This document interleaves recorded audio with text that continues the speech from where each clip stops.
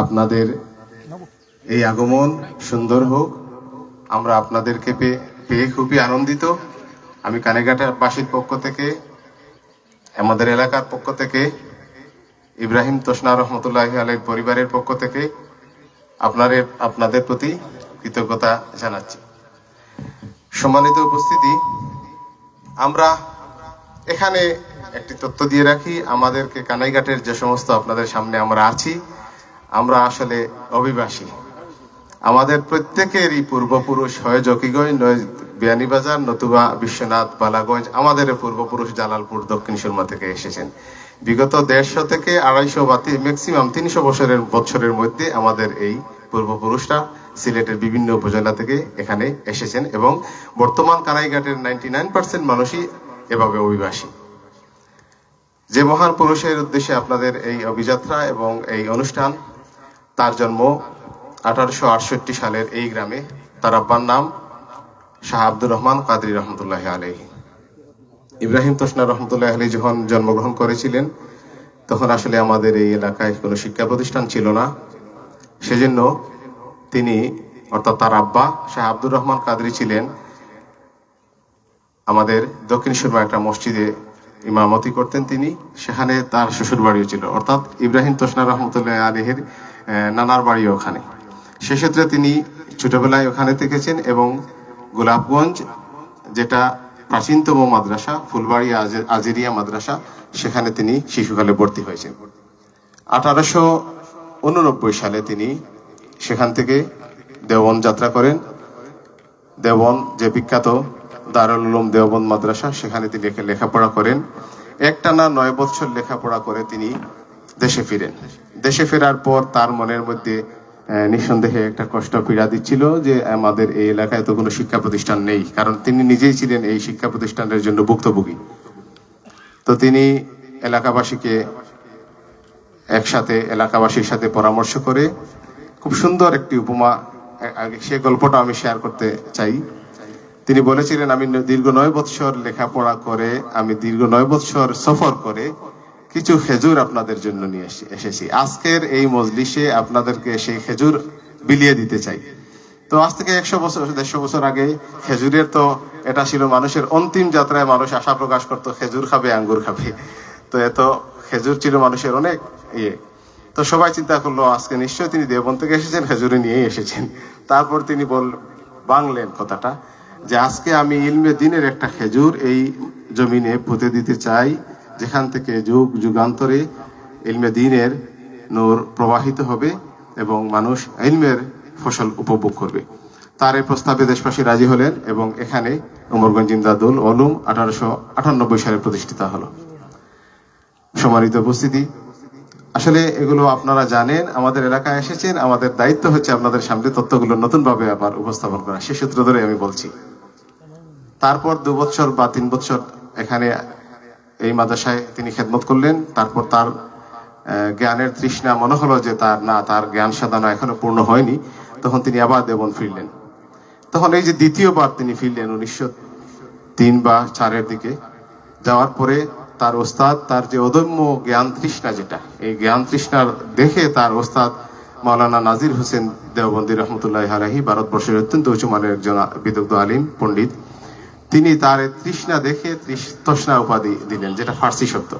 সেই থেকে তার এই উপাধিটাই আমাদের সমাজে আসলে বেশি পরিচিতি পায়, এই নামেই তিনি পরিচিত হন। তিনি ফিরলেন দ্বিতীয়বার 1906 ইংরেজিতে। তখন এসে আজকে এই আমাদের বাংলাদেশে যে ইসলামী জলসার প্রচলন হয়েছে, সেটা দেশে ইসলামী জলসার প্রচলন ছিল না। মানুষের মূলত ইসলাহটা হচ্ছিল তখন খানকাহ কেন্দ্রিক, কোনো ওলামায়ে কেরাম বা কোনো বুজুর্গের সাথে পাশে থেকে মানুষ নিজের ইসলাহ নিত। তো তিনি এসে আম জনসাধারণের কিভাবে ইসলাহ দেওয়া যায়, এজন্য তিনি আম জনতার জন্য করলেন জলসার মাহফিল, মজলিস। সেই থেকে আমাদের 1906 ইংরেজি থেকে আমাদের দেশে ইসলামী ওয়াজ মাহফিল, যেটা আম জনতার জন্য সাধারণ সমাবেশ, এটা সেই যাত্রা শুরু। এটা হচ্ছে তার অন্যতম একটি ঐতিহাসিক সমাজ সংস্কার আন্দোলন। তারপর তিনি এই সময়ে ব্রিটিশ ভারত, এই সময়ে আমাদের দেশের স্বাধীনতার আন্দোলন অনেক জোরদার। আপনারা জানেন ভারতবর্ষের যে কয়েকটা ঐতিহাসিক গুরুত্বপূর্ণ আন্দোলন ছিল, এর মধ্যে অন্যতম গুরুত্বপূর্ণ আন্দোলন হচ্ছে আমাদের খেলাফত আন্দোলন। সেটা 1919 থেকে 21-22 পর্যন্ত চলছিল। তিনি খেলাফত আন্দোলনে সক্রিয় হলেন এবং তখন তিনি কেন্দ্রীয় কমিটির, যে সর্বভারতীয় কেন্দ্রীয় কমিটি যেটা, সেখানে তিনি মেম্বার সদস্য হিসাবে থাকলেন এবং খেলাফত আন্দোলনে তিনি বৃহত্তর সিলেট এবং বিশেষ করে আসাম অঞ্চলে ব্যাপক ভূমিকা রাখেন। আপনারা জানেন কানাইঘাটের ঐতিহাসিক ব্রিটিশ বিরোধী একটি আন্দোলন ছিল, ব্রিটিশ বিরোধী লড়াই ছিল, ঐতিহাসিক কানাইঘাটের লড়াই হিসেবে সেটি ইতিহাসে অলঙ্কিত হয়েছে। এখানে এক নজরে আমরা একটা ফেস্টুন রেখেছি, ঐতিহাসিক কানাইঘাটের লড়াই, আপনারা এক নজরে সেটা দেখতে পারেন। সেটা হচ্ছিল এই যে জলসার প্রচলন যেটা শুরু হলো, এটা জলসার প্রচলনটার সাথে সাথে সাধারণ মানুষের ব্যাপক অংশগ্রহণ এই জলসার মজলিসে হলো এবং এটার মধ্য দিয়ে একটি ব্রিটিশ বিরোধী আন্দোলন এবং যে একটা জিহাদি তামান্না মানুষের মধ্যে ছড়িয়ে দেওয়া হচ্ছিল। তো স্বাভাবিকভাবে জলসা, একদিকে খেলাফত আন্দোলন চলছে, ব্রিটিশ বিরোধী আন্দোলন, এবং এই সময়ে জলসার মাহফিল। ব্রিটিশ প্রশাসন 144 ধারা জারি করলো কানাইঘাটে। তিনি তখন মজলিসে সভাপতিত্বের আসনে বসা এবং তারা এসে এই জলসাটা বন্ধ করার জন্য ঘোষণা দিল। কিন্তু আমাদের যে মানুষের মধ্যে গণজাগরণ যেটা ছিল, রক্তের মধ্যে যে স্ফুলিঙ্গ ছিল, তারা এই জলসা কার্যক্রম বন্ধ করতে রাজি হলেন না। তখন প্রশাসনের সাথে দ্বন্দ্ব হলো এবং ওয়েব স্টার ছিল সেই পুলিশের প্রধান, তিনি এই সাধারণ মানুষের বুকের উপর গুলি চালাতে নির্দেশ দিলেন। এই ওয়াজের মাহফিলে সেদিন ব্রিটিশ পুলিশের গুলিতে আমাদের বীর 7 জন ভাই শাহাদত বরণ করেছিলেন। তাদের নাম এখানে দেয়া আছে, আপনারা এক নজর দেখে নিতে পারেন। এই যে আন্দোলন সংগ্রাম, তার সশস্ত্র সংগ্রাম, সম্মুখ সংগ্রাম, এটার জন্য তাকে গ্রেফতার করা হলো। তিনি সিলেটে কারাবন্দী হলেন। কারাবন্দী থাকাকালীন সময়ে আপনারা জানেন এই সময়ে সিলেটের অত্যন্ত উঁচুমানের রাজনীতিবিদ এবং আলেম মাওলানা শাখাওয়াতুল আম্বিয়া সহ অনেকেই ছিলেন তার সাথে। তখন সিলেট জেলের মধ্যে মসজিদ ছিল না, নামাজের জন্য মসজিদের ব্যবস্থা ছিল না। তিনি এবং মাওলানা শাখাওয়াতুল আম্বিয়া, এটা সিলেটের সবগুলো বইতেই আছে এই বিষয়গুলো, আন্দোলন করলেন যে আমরা নামাজের জন্য মসজিদ লাগবে। তখন এই আমাদের সিলেটের ভিতরে জেলের মধ্যে যে মসজিদ, সেটা ইব্রাহিম তোষনা রহমতুল্লাহ আলাইহির অন্যতম ভূমিকা ছিল এবং তিনি সম্মুখ সারিতে এই মসজিদ প্রতিষ্ঠার জন্য আন্দোলন করেছিলেন। এই সময়ে তিনি 1923-এর কোনো এক সময় ছাড়া পান। এরপরে তখন তো যে ব্রিটিশ বিরোধী আন্দোলনের সাথে, খেলাফত আন্দোলনের সাথে আমাদের সুলতানাত যেটা, তুর্কি সুলতানাত যেটা ছিল, একটা সম্পর্ক ছিল, আপনাদের সবার অবগতি আছে। তিনি বের হয়ে দেখলেন যে খেলাফত আন্দোলনও শেষ। নিঃসন্দেহে এটা ওলামায়ে কেরামদের জন্য হতাশা, আমাদের জন্য হতাশা ছিল। এরপর থেকে আমার ব্যক্তিগত যতটুকু খোঁজাখুঁজি, তার রাজনৈতিক সংগ্রামের আসলে এখানেই সম্ভবত ইতি। এরপর থেকে রাজনীতির ময়দান থেকে যতটুকু তাকে আমরা পাইনি। এরপরে তিনি ইলমে তাসাউফের দিকে যাত্রা করেন এবং তখনই মূলত তার সেই আধ্যাত্মিক সঙ্গীতগুলো। এই সঙ্গীতের মধ্যে একটা উল্লেখযোগ্য ঘটনা হচ্ছে ইব্রাহিম তোষনা রহমতুল্লাহ জীবনের, এবং এটা ভারত উপমহাদেশের উলামায়ে দেওবন্দের মধ্যে একটি অনন্য কীর্তি যে তিনি তার সঙ্গীতে রাধাকৃষ্ণের উপমা ব্যবহার করেছেন। এটা আমাদের বাংলাদেশ, বাংলা ভাষা তথা উপমহাদেশের উলামায়ে দেওবন্দের মধ্যে একমাত্র নজির। যখন এখনো আমরা ইসলামী ঘরানা থেকে আমরা রাধাকৃষ্ণ আর যে উপমাগুলো আছে, আমরা সাধারণত ইসলামী লাইলি মজদুর উপাখ্যানটা, এটাও তো ইসলামের মৌলিক চরিত্র না, সত্য চরিত্র না, কল্পিত চরিত্র। কিন্তু ইসলামী কালচারের মধ্যে লাইলি মজদুর যে গ্রহণ, এই জায়গা থেকে আমরা কালচারালি রাধাকৃষ্ণের উপমা পাই না। কিন্তু ইব্রাহিম তোষনা রহমতুল্লাহ আলাইহি একমাত্র ব্যতিক্রম ব্যক্তি যিনি তার সঙ্গীতে রাধাকৃষ্ণের উপমা ব্যবহার করেছেন সচেতনভাবে। এটা তার একটা ঐতিহাসিক এবং সাহসী সিদ্ধান্ত ছিল, যেটা উলামায়ে দেওবন্দের মধ্য থেকে আসলে এ ধরনের কালচার এস্টাবলিশ তখনও হয়নি, এখনো হয়নি। কিন্তু তিনি এই শতবর্ষ অগ্রবর্তী চিন্তা করতে পেরেছেন এবং স্থানীয় সংস্কৃতিকে, স্থানীয় কালচারাল যে উপমাগুলো, সেগুলো নিয়ে আসতে পেরেছেন।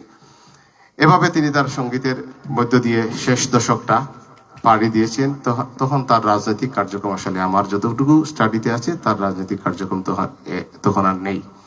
তিনি আধ্যাত্মিক সাধনার দিকে যাত্রা করেছেন এবং এই সময়টুকু তার অন্তিম যাত্রার সময় আমরা বলতে পারি।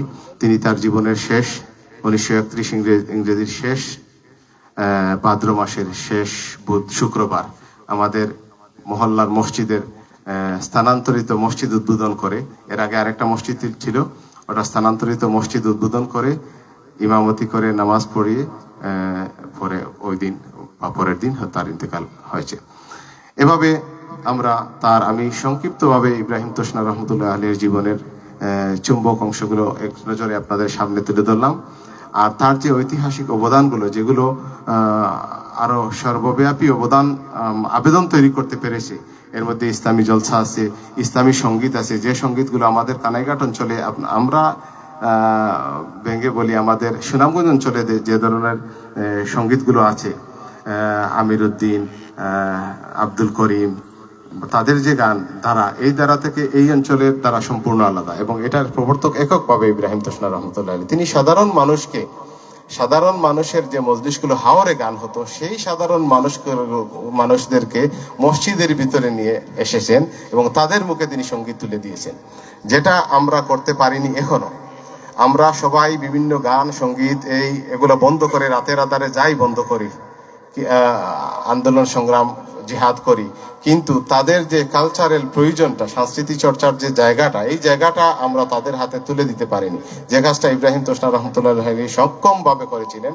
এবং তিনি সাধারণ চাষাবুষা বা আমাদের প্রান্তিক যে জনগোষ্ঠী, তাদের যে সঙ্গীতের প্রয়োজন, হৃদয়ের খোরাক প্রয়োজন, সেটা তিনি অত্যন্ত সুন্দরভাবে তাদেরকে দিয়েছিলেন এবং তাদেরকে হাওর থেকে মসজিদ এবং মাদ্রাসার মজলিসে নিয়ে এসেছিলেন। আমরা ছোটবেলা দেখেছি আমাদের বয়োবৃদ্ধ অনেকেই মজলিস করতেন এবং মজলিস করে এই গানগুলো গাইতেন। তারা আলিম ছিলেন না, সাধারণ মানুষ ছিলেন। এই যে সাধারণ মানুষের সাথে সম্পর্ক তৈরি করতে একটা ঐতিহাসিক এবং যুগোত্তীর্ণ ভূমিকা তিনি পালন করেছেন। এই ধরনের বিষয়গুলো আমরা আপনাদের মাধ্যমে জাতির কাছে পৌঁছে দিতে চাই এবং তাকে নিয়ে অবশ্যই কাজ করা আমাদের প্রয়োজন এবং আমাদের একটা ঐতিহাসিক দায়ও আছে। আমরা আপনাদের কাছে আশাবাদী, ঐতিহাসিক এই দায় থেকে আপনারা আমাদেরকে সহযোগিতা করবেন এবং আপনারাও ইব্রাহিম তোষনা রহমতুল্লাহ আলাইহি সহ আমাদের কানাইঘাটের যে ইতিহাস ঐতিহ্য আছে, এগুলো আপনাদের মধ্য দিয়ে আমরা জাতীয় অঙ্গনে তুলে ধরতে পারবো, যেগুলো আমরা এতদিন তুলে ধরতে পারিনি। আমাদের কানাইঘাটের যে স্বাতন্ত্রিক বৈশিষ্ট্য, আপনারা সেলিম আউয়াল ভাই মনে হয় কতদিন, কামাল তৈয়ব ভাই বলেছিলেন কানাইঘাটে শুধু টুপি আর টুপি। এই যে টুপি আর টুপি কেন হলো, আপনাদের নাই কেন? এটার কারণ এই যে ঐতিহাসিক বিষয়গুলো আছে, যাদের অবদানের মধ্য দিয়ে সব মানুষের মাথায় টুপি গেল, যাদের আন্দোলনের মধ্য দিয়ে সব মায়েদের মাথায় হিজাব গেল, তাদের প্রতি আমাদের ঐতিহাসিক দায় আছে, তাদের জন্য স্মরণ এবং কাজের প্রয়োজন রয়েছে। আমি আপনাদের অনেক গুরুত্বপূর্ণ সময় আপনারা কানাইঘাটে এসেছেন, আপনাদেরকে আবারও আমার পক্ষ থেকে, এলাকার পক্ষ থেকে ধন্যবাদ জানাচ্ছি। আমরা শুকরিয়া আদায় করছি। আশা করি ভবিষ্যতে আরো আসবেন এবং এই যাত্রা আপনাদের সফল হোক, সুন্দর হোক। ধন্যবাদ সবাইকে। আসসালামু আলাইকুম রহমতুল্লাহ।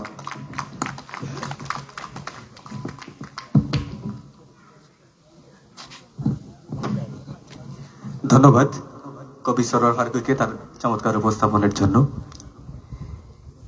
আমি আমার পক্ষ থেকে এবং এই শেকড়ের সন্ধানে কানাইঘাটের যারা আমরা কাজ করেছি তাদের সকলের পক্ষ থেকে সবাইকে ধন্যবাদ জানিয়ে আমার কথা এখানে শেষ করছি। এখন পরবর্তী কার্যক্রম পরিচালনার জন্য বিনীতভাবে অনুরোধ করছি ছড়াকার এবং অষ্টম কেমসা শেকড়ের সন্ধানে আয়োজনের সদস্য সচিব জনাব কামরুল আলম সাহেবকে।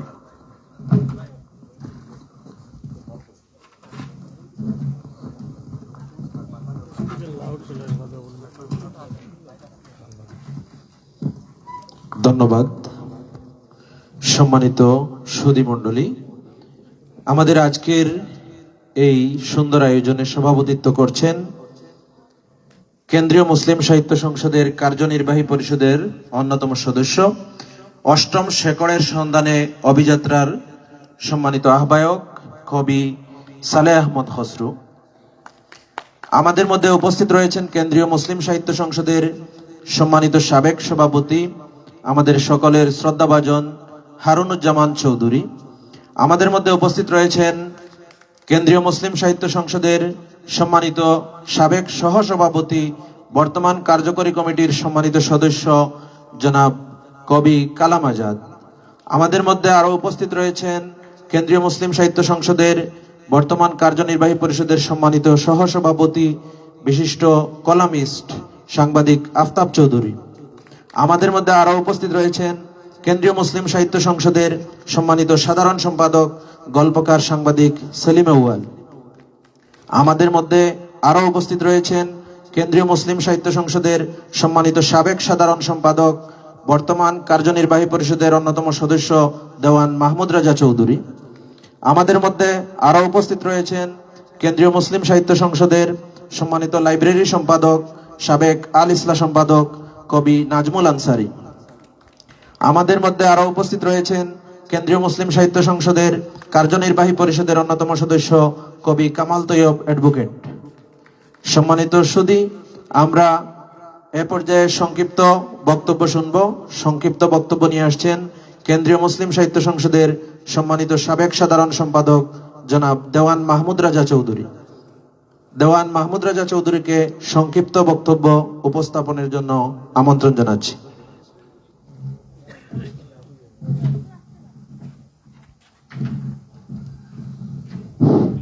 আউযুবিল্লাহি মিনাশ শাইতানির রাজিম বিসমিল্লাহির রহমানির রহিম।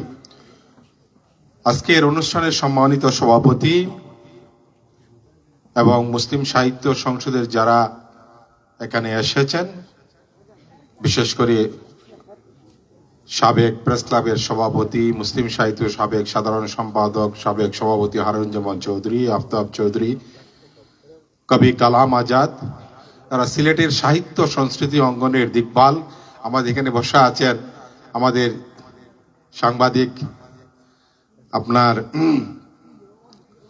এখানে অনেক সাংবাদিকরা আছেন। আমার প্রশ্ন হলো যে আমরা যেখানে এসেছি কি জন্য আসলাম সেটা আমাদের খুঁজতে হবে।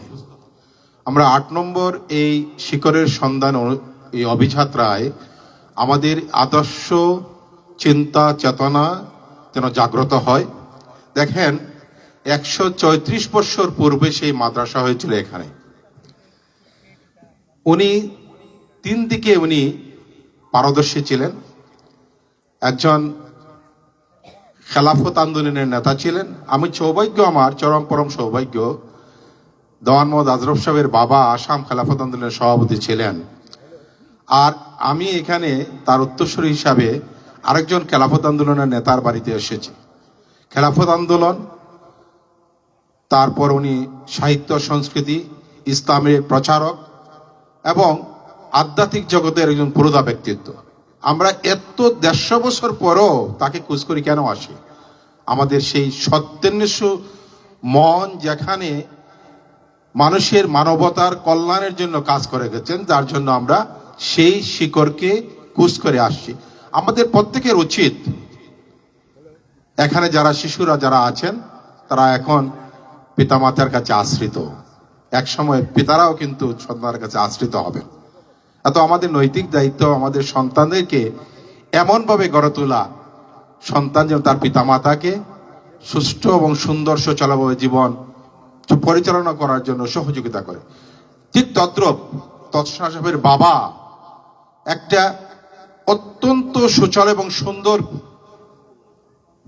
বৃক্ষ বলবো, উপাধি হিসাবে বলছি আমি, উপমা হিসাবে, যে ব্যক্তি সৃষ্টিকর্তার সবচেয়ে বেশি প্রশংসা করে, সৃষ্টিকর্তার প্রশংসা যে ব্যক্তি সবচেয়ে বেশি করে, তার প্রতি রব্বুল আলামিন অত্যন্ত দয়ালু হয় এবং সেই ব্যক্তি পৃথিবীতে দুনিয়া এবং আখিরাতে সম্মানিত হয়।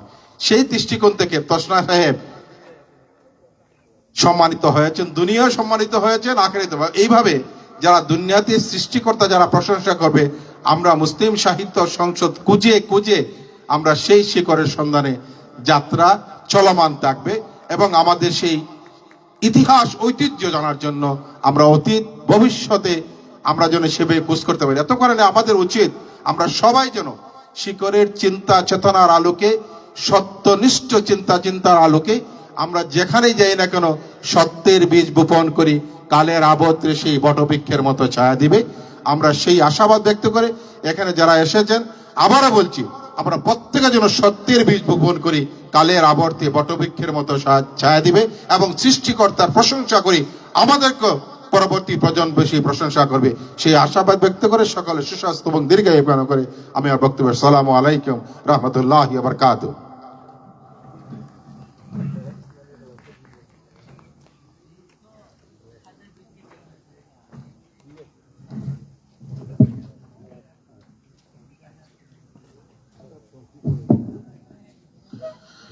ধন্যবাদ।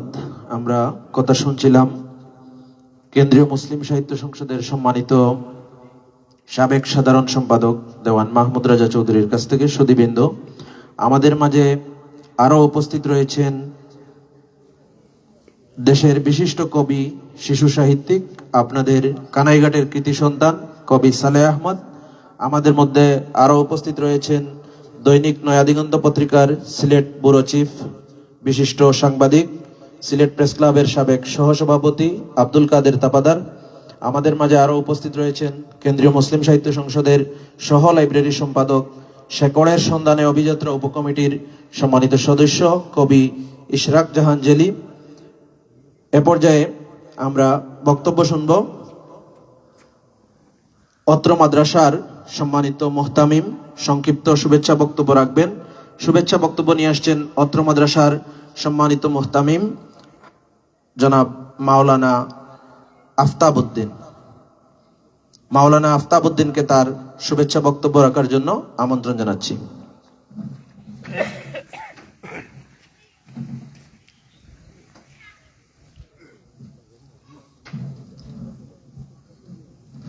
আসসালামু আলাইকুম রহমতুল্লাহি ওয়া তাআলা ওয়া বারাকাতুহু।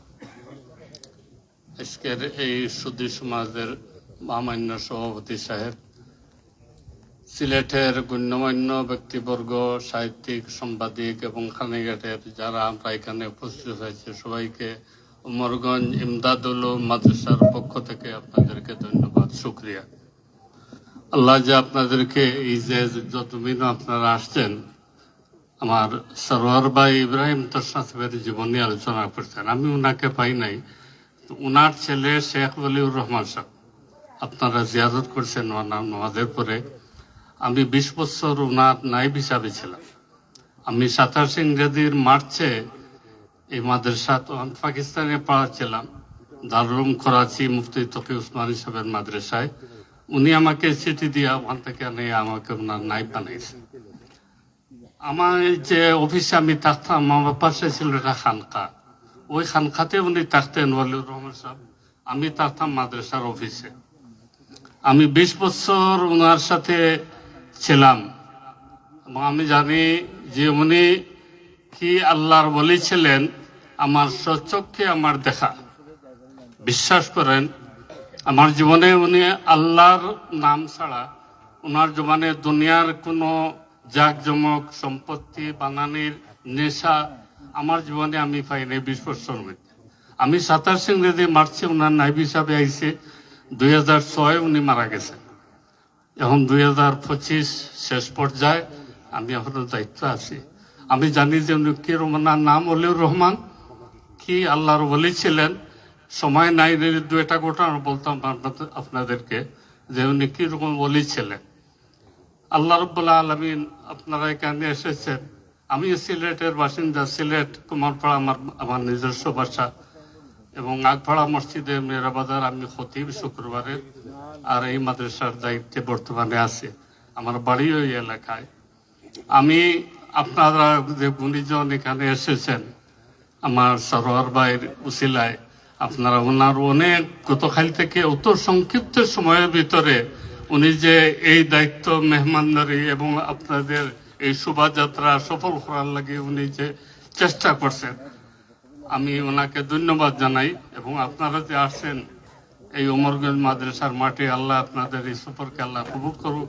আপনারা এমন জমিন এসেছেন, এখানে মোশাই সাহেবের জমিন, বাইমপুরি রহমতুল্লাহ আলহি, ইব্রাহিম তোষনা, হরমুদুল্লাহ সাহেব, ইব্রাহিম চতুলি, ইব্রাহিম দেউলিয়া গাছবাড়ি এলাকার 3 ইব্রাহিম ছিলেন। এখানে বহু আল্লাহর ওলিরাতে সরবাই হয়েছেন, যে বহু টুপি আল্লাহ মানুষ এখানে। আল্লাহ রাব্বুল আলামিন আপনার শোভাযাত্রা আল্লাহ কবুল করুক, আমি আল্লাহর কাছে বলি।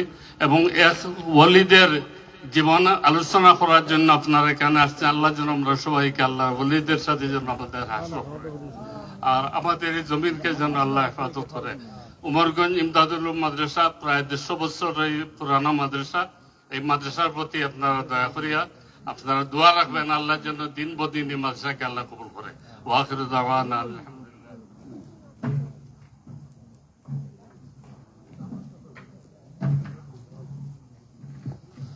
অসংখ্য ধন্যবাদ। অত্র মাদ্রাসার সম্মানিত মুহতামিম কথা বলছিলেন। সুধীবৃন্দ, আমাদের মধ্যে অনেক গুণীজন উপস্থিত রয়েছেন। সময় স্বল্পতার জন্য আমরা সকলের কথা শুনতে পারবো না এবং সকলের পরিচিতিও তুলে ধরা সম্ভব হচ্ছে না। এজন্য আমরা আন্তরিকভাবে দুঃখ প্রকাশ করছি এবং সবাইকে অনুষ্ঠানের পক্ষ থেকে স্বাগত জানাচ্ছি। এ পর্যায়ে সংক্ষিপ্ত বক্তব্য নিয়ে আসছেন কেন্দ্রীয় মুসলিম সাহিত্য সংসদের কার্যনির্বাহী পরিষদের সম্মানিত সহসভাপতি, বিশিষ্ট সাংবাদিক, কলামিস্ট আফতাব চৌধুরী।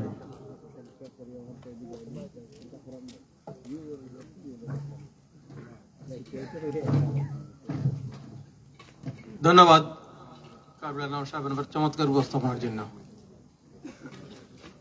আমার বন্ধুর সভাপতি এই সুন্দর অনুষ্ঠানের উপস্থিত সুধী মণ্ডলী, সকলের প্রতি সালাম ও শুভেচ্ছা। আমি ব্যক্তিগতভাবে কৃতজ্ঞতা প্রকাশ করছি সরওয়ার ফারুকী সাহেবের কাছে এই জন্যই তিনি আমাদেরকে সুযোগ করে দিয়েছেন। আমাদের কেন্দ্রীয় মুসলিম সাহিত্য সংসদ থেকে আমরা এখানে এসেছি এবং তিনি এখানে যে বক্তব্য দিয়েছেন, আমি ব্যক্তিগতভাবে বলতে পারি আমি উপকৃত হয়েছি, আমার জানার ভান্ডার সমৃদ্ধ হয়েছে। তারপর তিনি যে বুড়ি বুঝের আয়োজন করেছেন সেটাও চমৎকার। সবাই টেবিলে বসে প্রশংসা করেছেন এই রান্নাবান্না এগুলো সব ইন্তজাম করার জন্য। আল্লাহ তাকে তার এই দানকে, এই অবদানকে কবুল করুক, এই মোনাজাত করিয়ে আল্লাহ বরকত করে। আমি খুব আন্তরিকতার সাথে বলছি যে আমি বিভিন্ন দেশ ঘুরেছি, ওয়ার্ডসওয়ার্থকে শুরু করে, শেক্সপিয়ার থেকে শুরু করে অনেকের সম্বন্ধে লেখালেখি করেছি, কিন্তু দুর্ভাগ্যবশত তসনা সাহেব সম্বন্ধে আমি কোনো লেখা এখনো লিখতে পারি না। আমার 26টি বই বেরিয়েছে এখন পর্যন্ত, কিন্তু আমার বাড়ির পাশে যিনি এত বড় যিনি অলি আল্লাহ ছিলেন এবং তার এখানে যিনি একটা মাদ্রাসা আছে, তার আমরা মাজারে জিয়ারত করলাম, সব কিছু করলাম, তার সম্বন্ধে আমি লেখার সুযোগ পাইনি। আমি যদি তথ্য পাই আমি সংগ্রহ করার চেষ্টা করব এবং তার উপরে লেখার জন্য আমি ওয়াদাবদ্ধ হলাম ইনশাআল্লাহ। আমার এই যে আমার যে নিয়ত সেটা যেন আল্লাহ কবুল করেন, আপনারা দোয়া করবেন।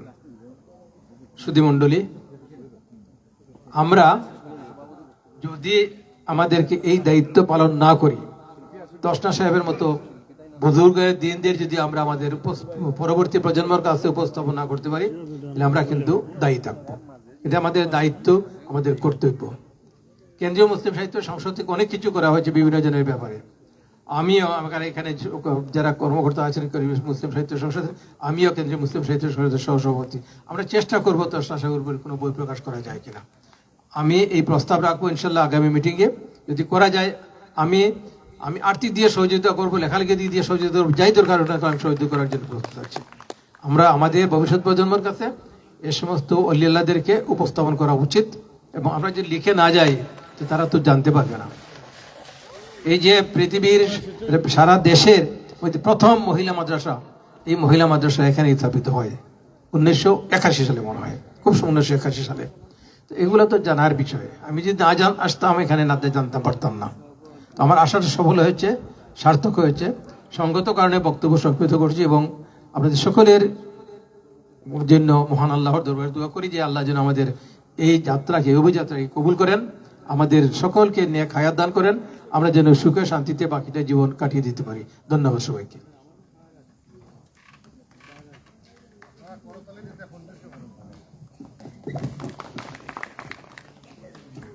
সুধীবৃন্দ, কথা শুনছিলাম কেন্দ্রীয় মুসলিম সাহিত্য সংসদের সম্মানিত সহসভাপতি আফতাব চৌধুরীর কাছ থেকে। এ পর্যায়ে একটি তসনা সঙ্গীত পরিবেশনের জন্য আমন্ত্রণ জানাচ্ছি শিল্পী আলী হায়দারকে। তসনা সঙ্গীত পরিবেশন করবেন শিল্পী আলী হায়দার।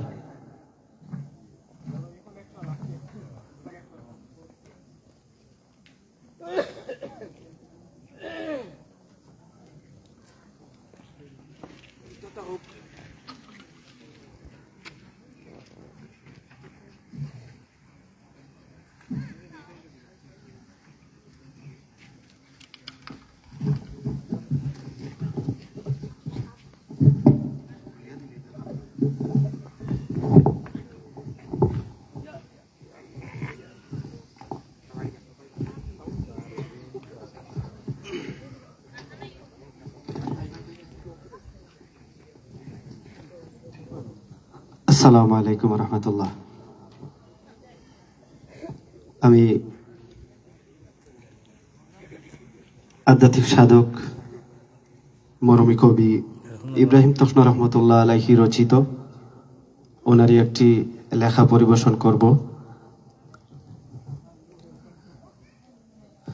কোন গগনের শশী গো তুমি, কোন গগনের শশী, কোন গগনের শশী গো তুমি, কোন গগনের শশী। চন্দ্র সূর্য তারা তোমার কিরণের উদাসী, তুমি কোন গগনের শশী, কোন গগনের শশী গো তুমি, কোন গগনের শশী, কোন গগনের শশী গো তুমি, কোন গগনের শশী। চন্দ্র সূর্য তারা তোমার কিরণের উদাসী, তুমি কোন গগনের শশী। রূপনগরে উদয় হইতে সৃষ্টি প্রভাতে, রূপনগরে উদয় হইতে সৃষ্টি প্রভাতে। রসিক দেওয়ানা হইলা দেখি মৃদু হাসি, তুমি কোন গগনের শশী, কোন গগনের শশী গো তুমি, কোন গগনের শশী। চন্দ্র সূর্য তারা তোমার কিরণের উদাসী, তুমি কোন গগনের শশী। ফুল দ্বীপের ঝলক দেখি বাগানে তোমার, ফুল দ্বীপের ঝলক দেখি বাগানে তোমার। বুলবুল দেওয়ানা হইলা পতঙ্গ আতশী, তুমি কোন গগনের শশী, কোন গগনের শশী গো তুমি, কোন গগনের শশী। চন্দ্র সূর্য তারা তোমার কিরণের উদাসী, তুমি কোন গগনের শশী। লায়লার জামালে দেখি রূপ খেলা তোমার, লায়লার জামালে দেখি রূপ খেলা তোমার। মজনুর অন্তরে গেলে প্রেম দাগ বসি, তুমি কোন গগনের শশী, কোন গগনের শশী গো তুমি, কোন গগনের শশী। চন্দ্র সূর্য তারা তোমার কিরণের উদাসী, তুমি কোন গগনের শশী। ফরহাদ শিরির প্রেমে তেজিল পরাণ, ফরহাদ শিরির প্রেমে তেজিল পরাণ। রাজকুমারী জুলেখা হয় ইউসুফের দাসী, তুমি কোন গগনের শশী, কোন গগনের শশী গো তুমি, কোন গগনের শশী। চন্দ্র সূর্য তারা তোমার কিরণের উদাসী, তুমি কোন গগনের শশী। অগুণিতে খলিলুল্লাহ দেখিয়া জামাল, অগুণিতে খলিলুল্লাহ দেখিয়া জামাল। শীতল হইয়া অগ্নি কুণ্ডে থাকিলেন বসি, তুমি কোন গগনের শশী, কোন গগনের শশী গো তুমি, কোন গগনের শশী। চন্দ্র সূর্য তারা তোমার কিরণের উদাসী, কোন গগনের শশী যে চাহে দর্শন তোমার হুশ তার হারে যে চাহে দর্শন তোমার হুশ তার হারে ওহে দূরে আইলো দেখো মুসার বেহুশি তুমি কোন গগনের শশী কোন গগনের শশী গো তুমি কোন গগনের শশী চন্দ্র সূর্য তারা তোমার কিরণের উদাসী তুমি কোন গগনের শশী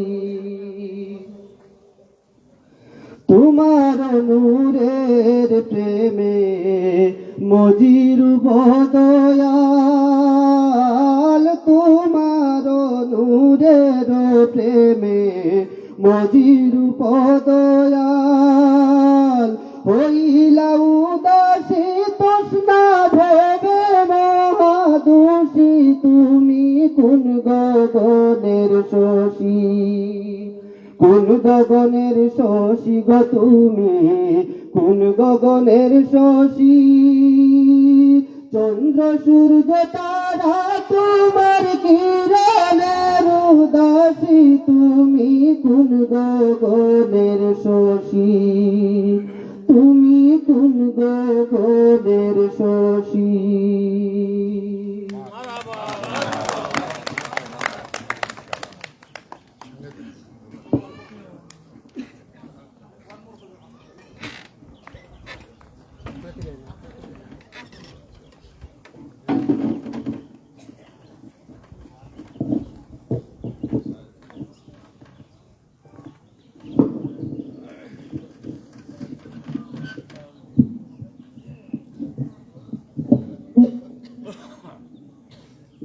অসংখ্য ধন্যবাদ শিল্পী আলী হায়দারের কণ্ঠে আমরা একটি চমৎকার তর্ষণা সঙ্গীত শুনছিলাম।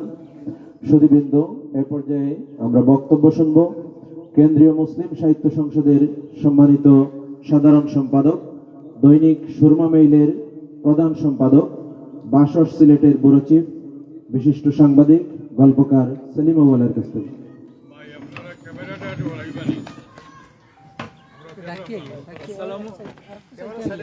আসসালামু আলাইকুম। আজকের সভার সম্মানিত সভাপতি, সম্মানিত এলাকাবাসী, আমরা অত্যন্ত আনন্দের সাথে জানাচ্ছি 2000 সালে আমরা শেকড়ের সন্ধানে অভিযাত্রা শুরু করেছিলাম।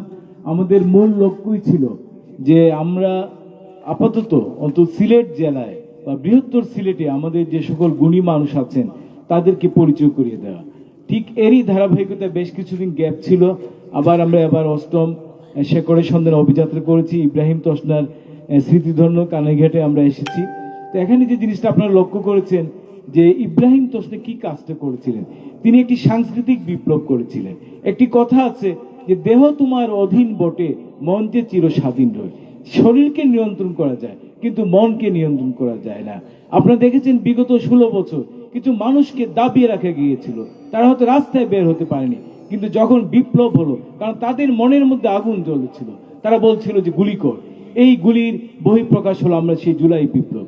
যে এজন্যই সবচেয়ে জরুরি হচ্ছে যে আমাদের সাংস্কৃতিক আধিপত্য প্রয়োজন, সাংস্কৃতিকভাবে মানুষকে নিয়ন্ত্রণ করা, এবং এই কাজটাই ইব্রাহিম তসনা করেছিলেন। তো আজকে আমি কথা বাড়াবো না, খুব ভালো লেগেছে। আমি সরোয়ার ফারুককে ধন্যবাদ জানাচ্ছি, তিনি খুব ভালো আমাদেরকে আপ্যায়ন করেছেন। তার চেয়ে বেশি যে কম সময়ে সুন্দরভাবে ইব্রাহিম তসনাকে আমাদের সামনে তুলে ধরেছেন। শুধু তিনি একা নন, তার সাথে এলাকাবাসী আছেন, আমাদের এখানে ক্যালিগ্রাফার আছেন, তারা সহযোগিতা করেছেন। আমরা ইব্রাহিম তসনা উত্তরসূরি কবি সরোয়ার ফারুকি এবং সম্মানিত এলাকাবাসী আপনাদেরকে দেশের প্রাচীনতম সাহিত্য প্রতিষ্ঠান কেন্দ্রীয় মুসলিম সাহিত্য সংসদের পক্ষ থেকে কৃতজ্ঞতা জানাচ্ছি। আজকে এখানে আমাদের উপস্থাপক অনেককে পরিচয় করিয়ে দিয়েছেন, কিন্তু এখানে যারা এসেছেন, এখানে মাদ্রাসার শিক্ষক আছেন, কলেজের শিক্ষক, ডাক্তার, প্রিন্সিপাল, আইনজীবী, নানা পেশার মানুষ এসেছেন। অনেক পিএইচডি ডিগ্রি, এখানে আমাদের এখানে 2জন পিএইচডি ডিগ্রিধারী আছে, আমাদের ওই এখানে ডক্টর সুলাইমান এবং ডক্টর ততিউর রহমান। এইভাবে অনেক জ্ঞানীগুণী মানুষের একটি বহর আমরা এখানে এসেছে। এবং আজকে আপনারা জানেন যে 25 ডিসেম্বর সরকারি ছুটি, সিলেটে অনেকের পারিবারিক প্রোগ্রাম না, আরো অনেক গুণীজন আসছেন। তবুও আমরা আজকে যারা এসেছেন আমি তাদেরকে সাহিত্য সংসদের পক্ষ থেকে কৃতজ্ঞতা জানাচ্ছি। এবং একটি ব্যাপার হচ্ছে যে সিলেটের দৈনিক সুরমা মেইল এই শিকড়ের সন্ধানে অভিযাত্রা উপলক্ষে একটি কুলপত্র বের করেছে, এটারও কিছু মূলক উন্মোচন হবে। এবং এই কুলপত্র প্রকাশে সহযোগিতা করেছেন দেওয়ান ইসলাম ট্রাস্ট, যেটা আমাদের চেয়ারম্যান হচ্ছেন দেওয়ান মাহমুদ রাজা চৌধুরী, তো আমি তাকেও কৃতজ্ঞতা জানাচ্ছি। আর আমাদের একটা পরিকল্পনা ছিল, আমরা কাউকে কিন্তু ধন্যবাদ, ট্রাস্টের চেয়ারম্যানকে ধন্যবাদ জানাচ্ছেন। আমাদের আরেকটা পরিকল্পনা ছিল, আমরা এটা কাউকে বলিনি, কিন্তু আমরা মনে মনে পোষণ করেছিলাম যে এখানে কাছাকাছি যে এই যে লুবাছড়া চা বাগানে যাব, সেখানে একটি ঝুলন্ত ব্রিজ আছে। কিন্তু যেটা আমরা বারবার অনেকের সাথে আলাপ হয়েছে, স্থানীয় অনেকের সাথে, তারা বলছেন যে এখানে সন্ধ্যার আগে তো যাওয়া সম্ভবই না। আমরা যদি সন্ধ্যার আগে যদি আমরা বাগানের গেটে যাই, বাকি জায়গাটুকু হাঁটতে হবে, ব্রিজের কাছে যেতে মানে 7টা হয়তো হয়ে যাবে। এজন্য আমরা অত্যন্ত দুঃখিত যে আমরা এই পরিকল্পনা বাদ দিয়েছি। অনেকে হয়তো আশা পোষণ করেছিলেন, বিশেষ করে আমার বোন লাভলি আশা করেছিলেন। তো যাই হোক, তাদেরকে আমরা বলছি যে এই দিন আরো দিন আছে, আমরা তো সবে শুরু করেছি, হয়তো আরেকবার আমরা সেখানে যাব। আর আরেকটা ব্যাপার, যদি আমরা এখানে আমাদের সম্মানিত আরো 3 জন বক্তব্য রাখবেন, বক্তব্য রাখার পর যদি আপনারা অনুমতি দেন, বক্তব্য রাখার পর আমরা মূলক উন্মোচন করব। আর এরপর আমরা সবাই এখানে বসে সবাই যদি সবার নামটা একটু পরিচিতিটা বলেন, এই বললে মনে হয় একটু ভালো, যদি সভাপতির বক্তব্যের পরে সুযোগ দেয়, কারণ এখানে সবার একটু পরিচিতি দরকার আছে। তো আমি সবাইকে আবার কৃতজ্ঞতা এবং ধন্যবাদ জানিয়ে আমার বক্তব্য শেষ করছি। আসসালামু আলাইকুম।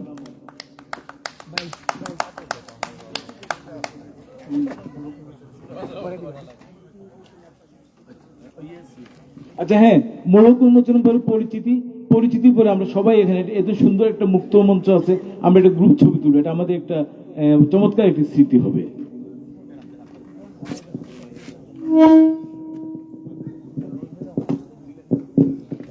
সুধীবৃন্দ, আমরা কথা শুনছিলাম কেন্দ্রীয় মুসলিম সাহিত্য সংসদের সম্মানিত সাধারণ সম্পাদক, গল্পকার, সাংবাদিক সেলিম আউয়ালের নিকট থেকে।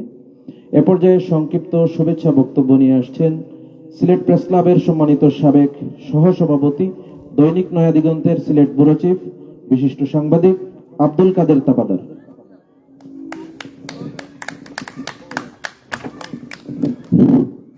আউযু বিল্লাহি মিনাশ শাইতানির রাজিম, বিসমিল্লাহির রহমানির রহিম। আমাদের ইতিহাসের এক মহানায়ক, যাকে মরমী কবি বলে আপনারা উল্লেখ করেছেন, আমি বলবো বিপ্লবী মহানায়ক শাহ মোহাম্মদ ইব্রাহিম আলী তোসনা, যাকে ইব্রাহিম তোসনা নামে আমরা পরিচিত। আজকে তার জীবনকর্ম নিয়ে আমরা আলোচনা করছি এখানে। খেমুসাস যে আয়োজন করেছে শেকড়ের সন্ধানে, অত্যন্ত সময় উপযোগী, এবং আমি মনে করি যে এই শেকড়ের সন্ধানের যে সাবজেক্টটা চয়েস করা হয়েছে ইব্রাহিম তোষাকে জানার জন্য, এটা আরো গুরুত্বপূর্ণ। আমরা শেকড়ের সন্ধান করি, আমাদের শেকড় কোথায়।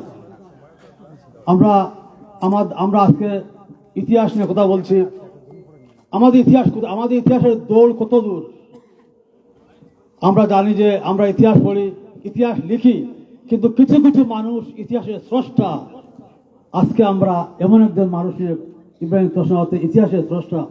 আমাদের হারুনুজ্জামান ভাই খাওয়ার সময় একটু কথা বলছিলেন, হারুনুজ্জামান চৌধুরী সাবেক সভাপতি প্রেস ক্লাবের, বলছিলেন যে আমরা 24 দেখেছি, 71 অনেকেই দেখেছি, 47 কেউ দেখেছি, কেউ দেখি নাই।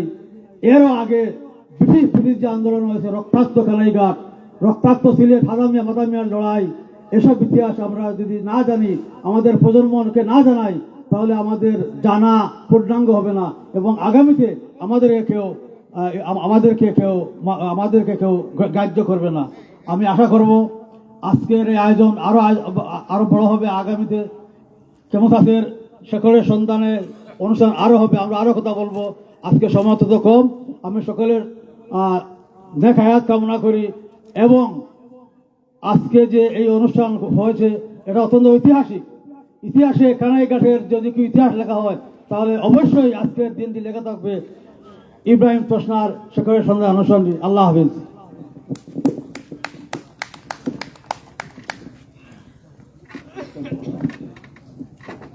সম্মানিত সুধী, এ পর্যায়ে সংক্ষিপ্ত শুভেচ্ছা বক্তব্য নিয়ে আসছেন কেন্দ্রীয় মুসলিম সাহিত্য সংসদের কার্যনির্বাহী পরিষদের সদস্য কবি কামাল তৈয়ব অ্যাডভোকেট।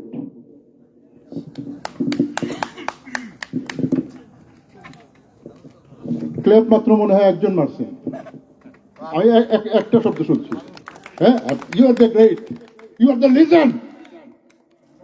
ধন্যবাদ। আসলে আমার সরোয়ার ফারুকী সাহেব যে কথাগুলো বলেছেন আমি প্রতিধ্বনিত করতে চাই। প্রায় 40 বছর আগে এই এলাকায় একবার এসেছিলাম। এলাকাটির নাম হচ্ছে গাছবাড়ি বাজার। নৌকা দিয়ে গিয়ে গাছবাড়ি বাজারের কাছে যাচ্ছি, দূর থেকে দেখে আমার মনে হলো যে এখানে মনে হয় কোনো জলসা হচ্ছে, কোনো মাহফিল হচ্ছে, কারণ প্রতিটা মানুষের মাথায় টুপি। এই গল্পটাই করছিলাম আমি সরোয়ার ফারুকের সাথে। এই যে টুপি, এই টুপি কে নিয়ে আসলো? এটা হচ্ছে কবি বলেছেন, অগর জন্নত বর জমিন আস্ত হামিন আস্ত হামিন আস্ত হামিন আস্ত। কোথায় বলেছিলেন? কাশ্মীরকে দেখে। আর সেই সময়ের কানাইঘাট, এই যেখানে শেকড়ের সন্ধানে আমরা আসছি, এই জায়গাটা আজ থেকে আমার 35-40 বছর আগের দেখাটা, যে একটা ছেলে যদি টুপি মাথায় না দেয় সে অভদ্র ছেলে, ভদ্রতার তার মধ্যে কোনো মাপকাঠি নেই, এই ধরনের মিল করাতো। তখন হয়তো কবি বলতেন, গর ইসলাম বর জমিন আস্ত হামিন আস্ত হামিন আস্ত হামিন আস্ত। আমার সৌভাগ্য এখানে যে মোহতামিম সাহেব আছেন, এই মাদ্রাসার মোহতামিম সাহেব 71 সালে আমার দরগা মাদ্রাসায় ভর্তি হয়েছিলেন এবং 87-তে তিনি বেরিয়ে গেছেন। আমিও 72-এ ভর্তি হয়েছিলাম, আমি হচ্ছে 85-তে চলে আসি। 85-তে যিনি আমাদের সাথে লেখাপড়া করেছেন, আমাদের অগ্রজ মাওলানা আবুল কালাম জাকারিয়া সাহেব, আমাদের সময় উনি লেখাপড়া করেছেন, আবার আমাদের উস্তাদও হয়েছেন, আমাদেরকে পড়িয়েছেনও। তিনি পরবর্তীতে মুহতামিম হয়েছেন এবং উনি ইন্তেকাল করেছেন। আমি আফতাব সাহেবকে দেখে আমার বড় ভাই, বেশি কম বেশ না, একসাথে আমি 85-তে বেরিয়ে আসছি, উনি শেষ করেছে 87-তে। তো ভালো লাগলো। আর হচ্ছে একটা জিনিস সরোয়ার ফারুকী সাহেব খুব সুন্দর করে বলেছেন, আসলে ভাষাগুলো যেটা, এই যেমন তৃষ্ণা থেকে তৃষ্ণা নয়, তৃষ্ণাটা থার্স্টি, তৃষ্ণা, তৃষ্ণা, এই যে ইংলিশে যেমন ফাদার, ফার্সিতে হচ্ছে পিদার, সংস্কৃতে হচ্ছে পিত, বাংলায় হচ্ছে পিতা। এই যে সেমিটিক ভাষার যে ইয়েটা হয়েছে, এই হিসেবেই যখন তিনি দ্বিতীয়বার গেলেন তখন তার জ্ঞান পিপাসা দেখে তার উস্তাদ তাকে বললেন যে তোমার মধ্যে তৃষ্ণা আছে, তৃষ্ণা। তো এই যে লেখা যেটা এখন তালিবাস্বয়ের নয়, কেমন জানি উচ্চারণে লাগে। আসলে আমরা আগে লিখতাম ত, তালিবাস্বয়ের দেশ দিয়ে, তারপরে তয়ের সাথে শকে, তার সাথে শিনকে অ্যাডজাস্ট করে না, নার পরে আলিফ আছে, তৃষ্ণা। হ্যাঁ, এটাকে এইভাবে উচ্চারণ করতে হয়। আমি কথা বলাচ্ছি না, আসলে বক্তব্য দেওয়ার কথা না, আমরা আরেকটি জায়গায় যাব। তারপরেও সবাইকে অশেষ ধন্যবাদ।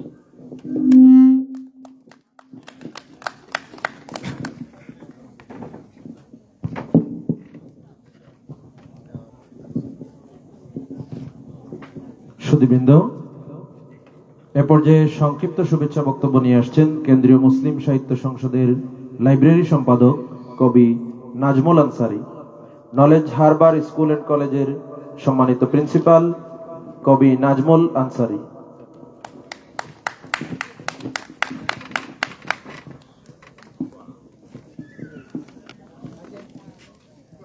অষ্টম শেকড়ের সন্ধানে অভিযাত্রার আজকের ইব্রাহিম তসনা জীবন ও কর্মশীর্ষক আলোচনা সভায় উপস্থিত সম্মানিত সুধীমণ্ডলী, বিশিষ্ট সাংবাদিক, লেখক, শিক্ষাবিদ, আসলে সময় অত্যন্ত সংক্ষিপ্ত। আমি ইব্রাহিম তসনার ব্যাপারে আমার বক্তব্য দেওয়ার কোনো ক্ষমতা নেই। আমি শুধু তার গানটি অত্যন্ত তন্ময় হয়ে শুনছিলাম। একটি গানই আমার মন ভরিয়ে দিয়েছে। আজকের এই অভিযাত্রা আমি মনে করি ব্যক্তিগতভাবে আমার সফল হয়েছে। ইব্রাহিম তসনার এই যে গানগুলো, এই গানগুলো এখন কার প্রজন্ম সম্পূর্ণভাবে অজ্ঞাত। আমি মনে করি এই ইব্রাহিম তসনার এই সঙ্গীতগুলোকে পুনরায় আবার এই তরুণ প্রজন্মের কাছে তুলে ধরতে হবে। আমরা বাউল আব্দুল করিমের গান যেভাবে জনপ্রিয় হয়েছে, যেভাবে প্রচারিত হয়েছে বাংলাদেশ সহ সারা বিশ্বে, এইভাবে ইব্রাহিম তসনার গানকেও তুলে আনতে হবে। এই ক্ষেত্রে সরোয়ার ফারুকী কাজ করছেন এবং আরো তার সাথে অনেকেই কাজ করছেন।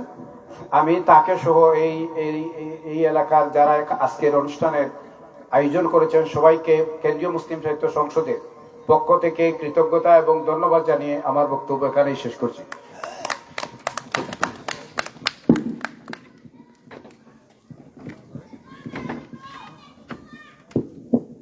সম্মানিত সুধী, এ পর্যায়ে আমরা গুরুত্বপূর্ণ কথা শুনব কেন্দ্রীয় মুসলিম সাহিত্য সংসদের সম্মানিত সাবেক সহসভাপতি, দেশ বরেণ্য কবি অধ্যক্ষ কালাম আজাদ স্যারের নিকট থেকে। বক্তব্য নিয়ে আসছেন অধ্যক্ষ কবি কালাম আজাদ স্যার।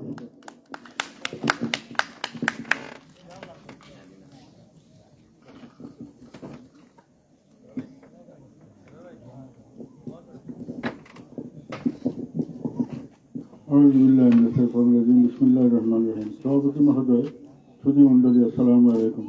আজকের এই মহতী সভায় কথা বলার মতো কোনো সামর্থ্য আমার নাই, যোগ্যতাও আমার নাই। শুধু এখানে আজকে কেন্দ্রীয় মুসলিম সাহিত্য সংসদের এই শিকড়ের সন্ধানে অনুষ্ঠানের মাধ্যমে জীবনে প্রথমবারের মতো সিলেটের সূর্য সন্তান হযরত তসনা সাহেবের জিয়ারত করতে পারলাম, এটাই আমার জীবনের বড় পাওয়ার একটি। আসুন আমরা সবাই তসনা সাহেবের দরজা বুলন্দির জন্য দোয়া করি এবং তার আদর্শ আমাদের মধ্যে, আমাদের পরবর্তী প্রজন্মের মধ্যে সঞ্চারিত হোক, এই কামনা করি, দোয়া করি এবং এই লক্ষ্যে কাজ করি। আমি চাইছিলাম যে আমাকে যখন নাম বলা হবে তখন আমি সালে ভাইয়ের কথাটা বলবো, সেখানে ইয়েতে আসে কিনা। আমি আমার বাকি 1-1.5 মিনিট সময়ের মধ্যে বাকি সময়টা কবি সালে আহমদ ভাইকে দিতে চাই। আসসালামু আলাইকুম ওয়া রাহমাতুল্লাহি ওয়া বারাকাতুহু।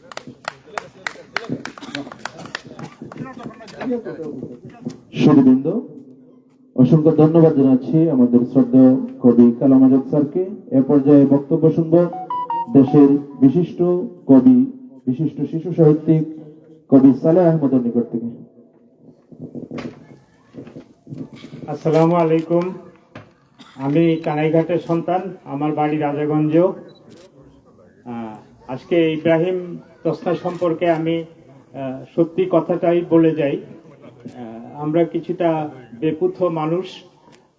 আমি এত বড় যে উনি সমাজ বদলেছেন, আমাদের ধর্মটাকে আধুনিকতার সঙ্গে মিশ্রিত করে একটা বিশাল কাজ করে গেছেন। আমাদের এই কানাইঘাটে একটা পশ্চাদপত জায়গা। আমি শুধু এইটুকু বলতে পারি, আমার বয়স 70 আমার বয়স। এই শৈশব আমার কানাইঘাটে, আমার রাজাগঞ্জে কেটেছে। তো আমরা একেবারে প্রান্তিক এলাকার মানুষ। এই প্রান্তিক এলাকার মানুষ এইখানে তসনা যিনি শিক্ষাকে যে আমাদের জীবনাচরণের আলোকিত করার জন্য যে একটা খেজুরের বীজ বপন করার সাহস দেখিয়েছিলেন, সেটা আমি এখন চিন্তা করলে অবাক হই। আর আমি তসনার চাইতেও একটা গুরুত্বপূর্ণ কথা বলি। আমরা সিলেট থেকে অনেক কষ্ট করে এখানে এসেছি অভিযাত্রিক দলে। এটা খুব একটা শারীরিক নির্যাতনও গেছে। তো এখানে অনেক সাংবাদিক এবং বড় মাপের সিলেট বিভাগের বড় মাপের এলিটরা এখানে উপস্থিত আছেন। আপনাদের কাছে অনুরোধ, আপনারা লিখবেন আমাদের এই যাতায়াতগুলো যেন খুব উন্নত হয়, অন্তত অন্য জায়গার প্রান্তিক এলাকার সঙ্গে। তাহলে আমরা অনেক বেশি এই গবেষণার কাজে, যোগাযোগটা হলো এমন একটা জিনিস, আমরা সেই শৈশব থেকেই দেখছি পিছিয়ে আছি। তো এই জিনিসটা মনে করার জন্যই আমি মূলত এখানে কথা বলতে চাইছিলাম। ধন্যবাদ কালাম ভাই, আপনি আমাকে সুযোগ করে দিয়েছেন। সবাইকে অনেক অনেক ধন্যবাদ। আসসালামু আলাইকুম। অসংখ্য ধন্যবাদ কবি সালেহ আহমদকে। সুধীবৃন্দ, এখানে আসরের নামাজ নিয়মিত 4টার সময় অনুষ্ঠিত হয়। আজকে 15 মিনিট পেছানো হয়েছে, 4:15-তে আসরের নামাজ হবে। এ পর্যায়ে আমরা গুরুত্বপূর্ণ বক্তব্য শুনব কেন্দ্রীয় মুসলিম সাহিত্য সংসদের সম্মানিত সাবেক সভাপতি, সিলেট প্রেস ক্লাবের সম্মানিত সাবেক সভাপতি, আমাদের সকলের অত্যন্ত শ্রদ্ধাভাজন ব্যক্তি জনাব হারুনুজ্জামান চৌধুরীর কাছ থেকে। বক্তব্য নিয়ে আসছেন হারুনুজ্জামান চৌধুরী।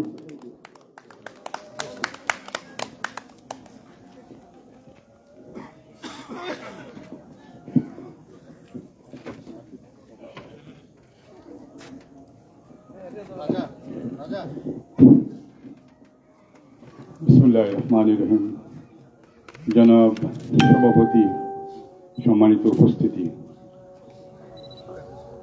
আজান হচ্ছে, আমরা কিছুক্ষণ পরে নামাজে যাব। আমি বক্তব্য লম্বা করব না, সংক্ষিপ্ত করার চেষ্টা করব। আমরা মুসলিম সাহিত্য সংসদ থেকে আজকে এখানে আসার মূল উদ্দেশ্যটা হচ্ছে আমাদের শিকড়কে খুঁজে নেওয়া, আমাদের পরিচয়কে আমরা খুঁজে বের করা। আমরা গত 8টা অভিযান করেছি, আমরা খুঁজে নিয়েছি আমাদের আত্মপরিচয়, এবং আত্মপরিচয়ের সন্ধানে আজকে আমি সবচেয়ে বলতে দ্বিধা নেই। এখানে কালাম আজাদ সাহেব বলেছেন যে হযরত তসনা সাহেবের কবর জিয়ারত করে যে তৃপ্তি পেলাম, আমি সেই একই অনুভূতি আমি অনুভব করেছি। শুধুমাত্র কষ্ট পেয়েছি তার কবরে যে আগাছাগুলো আছে। যদি আমার ইচ্ছে হয়েছিল বলবো আমার সহযাত্রীদের, আসুন আমরা সবাই একটা করে গাছ এখান থেকে সব সরাই দিই, কিছু গাছ, ফুলের গাছ এখানে আমরা রোপণ করি এই কবরস্থানে। কারণ এই কবরস্থানে শুধু নয়, এই কানাইঘাট উপজেলা দিনের আলো ছড়াবার একটা উর্বর ভূমি। আমি মাথা নত হয়ে যায় যে কানাইঘাটে যে বুজুর্গানের দিন জন্ম নিয়েছেন, আজকে আমরা সেই জায়গায় এসেছি। আমরা তাদেরকে নিয়ে আলোচনা করছি, কিন্তু তাদের আদর্শ, তাদের উদ্দেশ্য, তাদের পথ চলা, তারা যা কিছু রেখে গিয়েছেন, আমরা সেটা কতটুকু ধারণ করতে পারবো। ধরেন, মন চিন্তা করেন না আপনারা সবাই, আজ থেকে 100 বছর পরে আমরা এখানে কেউ থাকবো না, 50 বছর পরেও হয়তো অনেকে থাকবো না। 50 বছর পরে ইব্রাহিম আলী তসনার সম্পর্কে কতজন জানবে? এই দায়িত্বটা কার? কানাইঘাটবাসীর, গোয়েনঘাটবাসীর, জয়ন্তাবাসীর? যেমন তেমনি দায়িত্ব আজকে যারা মুসলিম সাহিত্য সংসদ একটা সংগঠনের পক্ষ থেকে, বাংলাদেশের প্রাচীনতম সংগঠনের পক্ষ থেকে আজকে যারা এখানে এসছেন, তাদের বেশি দায়িত্ব। কেন? এখানে সাহিত্য সংসদের আগের অনেক কমিটির অনেক সদস্যরা আছেন, মোহাম্মদ রেজা, সেলিম আওয়াল, তারা আছেন। আপনারা জানেন যে আমরা সিলেটের বরেণ্য ব্যক্তিদের জীবন এবং কর্ম নিয়ে গবেষণা করার জন্য বিভিন্ন সেল তৈরি প্রস্তাব করেছিলাম, এবং কার্যকরী পরিষদ এবং বার্ষিক সাধারণ সভা এটা সেটা পাশ হয়েছিল। অর্থ কোনো সমস্যা নয়। আমি আসার পথে রবার্ট লিন্ডসের বইয়ের ব্যাপারে যখন কবি কালামাদেরকে বলছিলাম, তখন আমার হাতে সংসদ চালাবার মতো 5000 টাকাও ছিল না, কিন্তু আমি সেটা বের করেছি। আজকে আপনারা যারা সেলিম আওয়াল সাহেব, যিনি বিভিন্ন সংগঠনের জন্মদাতা, যার পাশের ব্যাগে অনেকটা সংগঠন জন্ম হয়েছে, এবং তিনি অত্যন্ত সাংগঠনিকভাবে দক্ষ। আমি যদি বলি, আজকে সেই সেলগুলাকে, গবেষণার সেলগুলাকে আপনারা কার্যকরী করেন। ইব্রাহিম তসনায়, আরো অনেক, ফজলুল্লাহ সাহেব, মৌলানা বায়ুপুরী সাহেব, আরো অনেক জ্ঞানী গুণীরা এই কানাইঘাট, গোয়েনঘাট, জয়ন্ত উপজেলার জন্ম দিয়েছে। এরা আমাদের রত্ন, এরা আমাদেরকে চিনিয়েছে। আজকে ইসলামের দিনের আলো আমরা কোথা থেকে পাচ্ছি, কোথায় পাচ্ছি বলেন? কতটুকু দূরদর্শী না হলে 18 শতাব্দী সময় উনি দেওবন্দে গেছেন, রাজনৈতিকভাবে অত্যন্ত সচেতন ছিলেন। তার দূরদর্শিতা, নারী শিক্ষা আন্দোলনে তিনি অগ্রপথিক। কি নাই তার দূরদর্শিতার কাছে নিজেদের আমাদেরকে বড় দরিদ্র মনে হয়। আমরা কিছুই তো করে যেতে পারলাম না, 50 বছর পরে আমাদেরকে কেউ মনে রাখবে না। কিন্তু অন্তত একটা সান্ত্বনা নিয়ে আমরা মরতে চাই যে আমরা আমাদের পূর্বপুরুষদের, তাদেরকে চেনাবার জন্য আমরা আমাদের উত্তরসূরিদেরকে কিছু দিয়ে যাব। আমি জানি না সেলিম আওয়াল সাহেব আমার এই বক্তব্যের পরে কোনো উত্তর দিবেন কিনা। আমি বলবো উনি হয়তো দিবেন, কিন্তু তার বক্তব্য হয়ে যাবে অনেকটা রাজনৈতিক, যে আমি এই করবো সেই করবো। সুতরাং আমি বলবো রাজনৈতিক বক্তব্য একাডেমিক বক্তব্যের সাথে মিলে না। আপনাকে ইউ মাস্ট ডু সামথিং, এবং সেটা প্রেস ক্লাব করবে না, সেটা বার করবে না, সেটা চেম্বার করবে না, সেটা কে করবে? মুসলিম সাহিত্য সংসদ করেছে। আমি আপনাদের সাথে সেট করেছি। আমি একটা এক্সাম্পল, রবার্ট লিন্ডসের সৈয়দ মোহাম্মদ হাদি এবং সৈয়দ মোহাম্মদ মাদির বইটা প্রকাশ করে। আপনাদের কি লজ্জা করে না? আপনাদের উচিত আজকে এখানে এই অবস্থায় দাঁড়িয়ে আমার মনে হচ্ছে আমি 1 ঘন্টা আল্লামা তসতা রহমতুল্লাহ আলাইহি সম্পর্কে বক্তব্য রাখতে পারবো, 1 ঘন্টা পারবো, অনর্গল অনর্গল। কিন্তু লাভ হবে কি আমি যদি তসতার জীবন এবং আদর্শকে লিপিবদ্ধ করে না রাখি, আমি যদি তসতার মতো আরো অনেক গুণীজন এই এলাকায় যারা জন্ম নিয়েছেন, এরা আমাদের পূর্বসূরি ছিলেন, তারা ছিলেন বলেই আজ আমরা এখানে আসতে পেরেছি। আমি অনুরোধ করবো মুসলিম সাহিত্য সংসদের বর্তমান কমিটি এবং আগামীতে যারা আসবে, আমরা সেই গবেষণা সেলগুলোকে কার্যকরী করে এই বিখ্যাত ব্যক্তিদের জীবন এবং কর্ম নিয়ে, আপনারা জানেন মৌলভী নুরুল হক সাহেব কিন্তু মুসলিম সাহিত্য সংসদে আজীবন সাধারণ সম্পাদক ছিলেন, তার ব্যক্তি জীবন নিয়ে পিএইচডি করেছে গুয়াহাটি ইউনিভার্সিটিতে। আর মৌলভী নুরুল হক তো 20 শতাব্দীর লোক, আর তসতা রহমতুল্লাহ আলাইহি 18 শতাব্দীর লোক, এবং তার যে জ্ঞান, যে প্রজ্ঞা, যে দূরদর্শিতা, মাথা নত হয়ে যায় এইসব ব্যক্তিদের সম্পর্কে জানতে হলে। আমি সাহিত্য সংসদ থেকে অনুরোধ করব, আপনারা কাজ করুন, বক্তৃতা নয়। বক্তৃতা অনেক দেওয়া যায়, বক্তৃতায় অনেক বড় বড় কথা বলা যায়, কিন্তু একটা ছোট্ট একজনের যদি অন্তত জীবন এবং কর্ম নিয়ে একটা বই প্রকাশ করতে পারেন, তাহলে মনে রাখবেন আগামী 100 বছর আপনি দরিদ্র থাকবেন না। আগামী 100 বছর পরে যারা আসবে তারা গবেষণা করবে আপনাকে নিয়ে। আমার শাহজালাল সাহেব, হযরত শাহজালাল রহমতুল্লাহ আলাইহির উপর নীরবে নিভৃতে একজন ব্যক্তি তুতিউর রহমান, সে পিএইচডি করেছে শাহজালালের জীবন এবং কর্ম নিয়ে, আজকে সেটা রেফারেন্স বই হয়ে গেছে। কিন্তু আমরা গবেষণার কাজ করতে মুঠো রাজি নাই। বক্তৃতা, মাইক্রোফোন, আমি আপনাদের সামনে কথা বলছি অনেক লম্বা লম্বা কথা, মাইক্রোফোন হাতে পেলে আমরা অনেক বড় বড় কথা বলতে পারি, কিন্তু কাজ করে দেখাতে হবে। আমি সৌভাগ্যবান আজকে যারা এই আমাদের শিকড়ের অভিযাত্রায় যারা আমাদেরকে আমন্ত্রণ জানিয়েছেন, এবং তার উত্তরসূরি যাদেরকে এখানে দেখলাম, সার্থক। আমার মনে হলো যে সত্যিকারের উত্তরসূরি তারা রেখে গেছেন, এবং সেই উত্তরসূরিদের শুধু লজিস্টিক সাপোর্টটা যদি আমরা দিতে পারি, আমার মনে হয় আমরা আমাদের উজ্জ্বল নক্ষত্রদের পৃথিবীর মানচিত্রে আমরা প্রতিষ্ঠা করতে পারব। আসসালামু আলাইকুম রহমতুল্লাহি ওয়া বারাকাতুহু।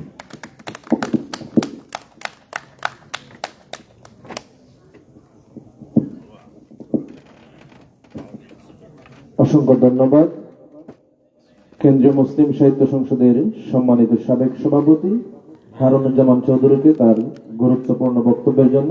সুধীবৃন্দ, এ পর্যায়ে সভাপতির বক্তব্য নিয়ে আসছেন শেকড়ের সন্ধানে অভিযাত্রা উপকমিটির সম্মানিত আহ্বায়ক কে মুসাসির, কার্যনির্বাহী পরিষদের অন্যতম সদস্য, কবি ও বাচিক শিল্পী সালেহ আহমদ খসরু।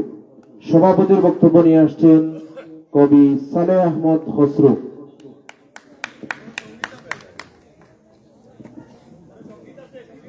সভাপতির বক্তব্যের পরে আবারও তসনা সঙ্গীত শুনবো, এবং আমাদের সুরমা মেইলের আমাদের একটি ক্রয়পত্র ছাপা হয়েছে, সেটি মোড়ক উন্মোচন হবে।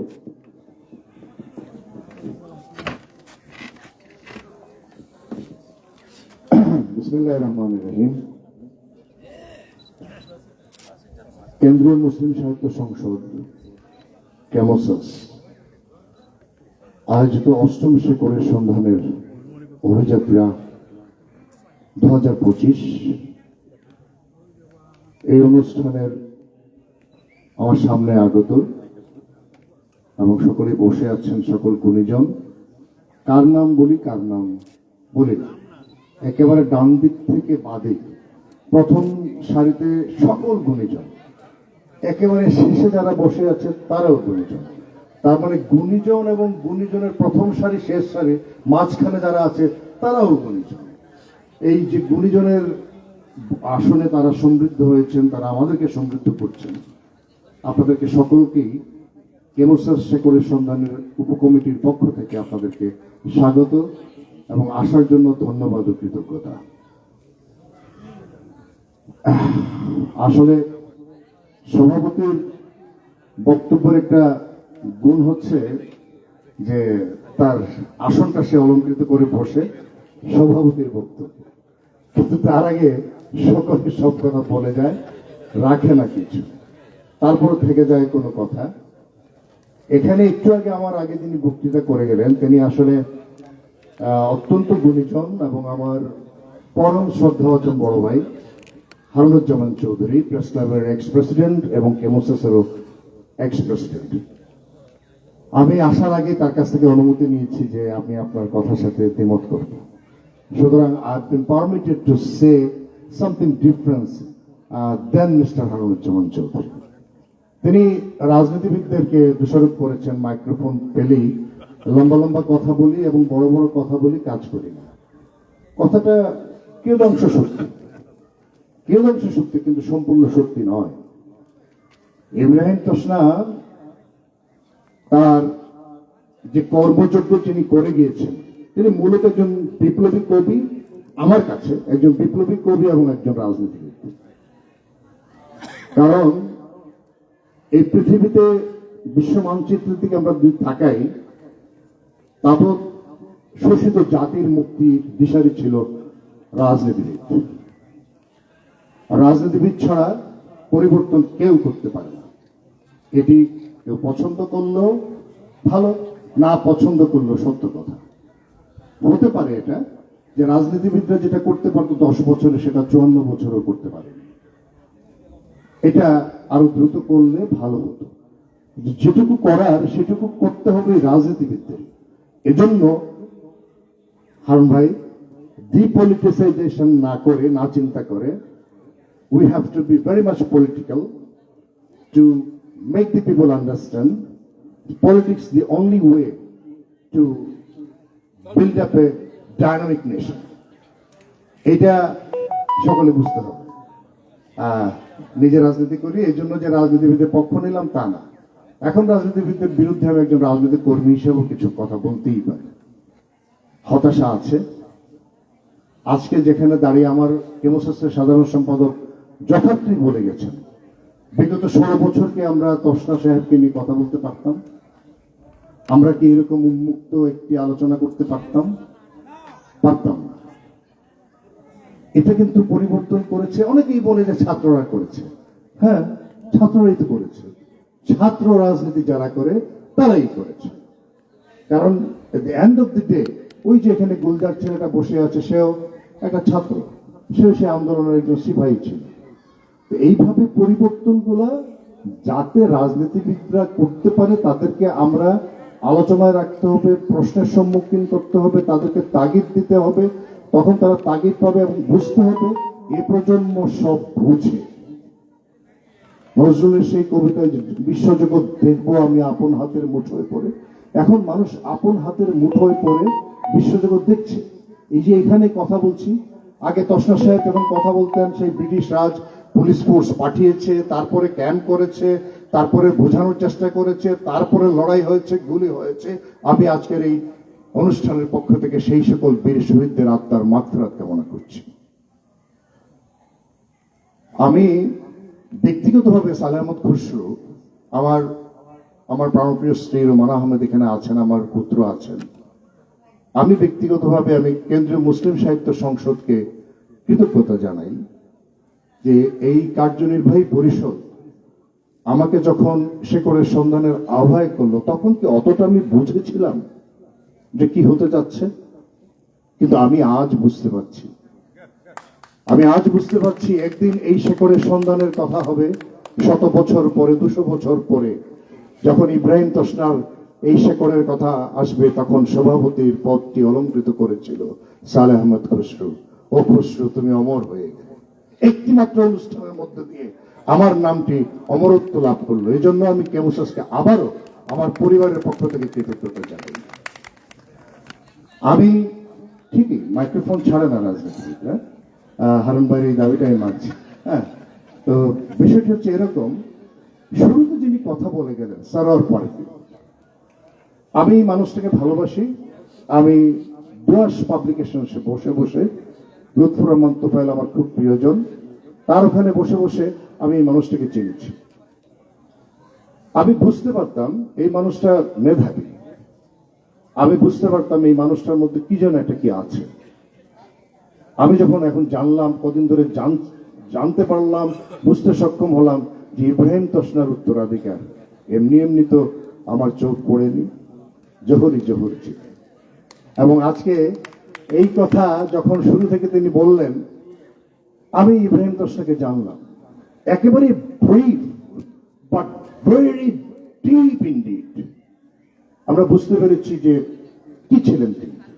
ওই যে তার কথা থেকে আমরা, আমার কেমোসাসের সাধারণ সম্পাদক আসলে জ্ঞানী মানুষ, আমরা প্রত্যেকেই সমালোচনা করি এই মানুষটার, কিন্তু এই মানুষটা এত জানে। আমি সেলিম আওয়ালের কথা বলছি। এই যে সাংস্কৃতিক বিপ্লব, এটি আমাদেরকে করতেই হবে। আপনি চিন্তা করে দেখুন, এখন আবার মনে পড়ে গেল আমার ভাই হাদির কথা, তার আত্মার মাগফিরাত কামনা করছে। সে ইচ্ছে করলে উপদেষ্টা হতে পারত, সে ইচ্ছে করলে অনেক সেই সকল আন্দোলনের ছাত্র নেতাদের মতো একটা প্রাডো দৌড়াতে পারত, অনেক লাক্সারিয়াস লাইফ সে লিড করতে পারত, but he didn't do that. সে বুঝেছে আমার দেশের সবচেয়ে বেশি প্রয়োজন যেটা cultural revolution. So he made a cultural place name Inquilab Mancha. এই ইনকালাব মঞ্চ আমি সেখানে নাও যেতে পারি, আমি আমার মাথায় আছে আমি একটি শহীদ জিয়া কালচারাল সেন্টার করবো সিলেটে। তো এরকম অনেক কিছুই আমাদের মাথায় আছে, আসে। তো এই যে সাংস্কৃতিক বিপ্লবটা, এটা তোসনা সাহেব সেই সময় করেছেন, কানাইঘাটের মাটিতে বসে তিনি চিন্তা করতে পেরেছিলেন। কারণটা কি, তিনিও কিন্তু অভিযাত্রী ছিলেন, তিনি সেই দিল্লি পর্যন্ত গিয়েছিলেন। সেই সময়ে ভাবা যায়, আমার সালে ভাই এখন এসে তিনি নির্যাতন শব্দ বললেন, ভাই মিতা ভাই, সেই সময় তিনি ওখান পর্যন্ত গিয়েছিলেন। কতটুকু নির্যাতিত হলে পরে তার মনের মধ্যে যে স্ফুরণ ঘটেছিল, আমাকে কি করতে হবে, এই বিপ্লব আমাকে করতে হবে। এই জন্যই আমি তাকে বলছি তিনি বিপ্লবী কবি। কারণ কবিরাই পারে, কবিরা উদ্যম, সাগরের উর্মিমালার মতো তারা নিচে বেড়ায়, সাগরের ঢেউ যেভাবে আছড়ে পড়ে কুল ভেঙে দেয়, তেমনি কবি ইব্রাহিম তোসনা তেমনই ছিলেন। যে জন্য তিনি এই যে একটু গানের কথা এসছে, সেই গানের পাণ্ডুলিপি আমরা চাই।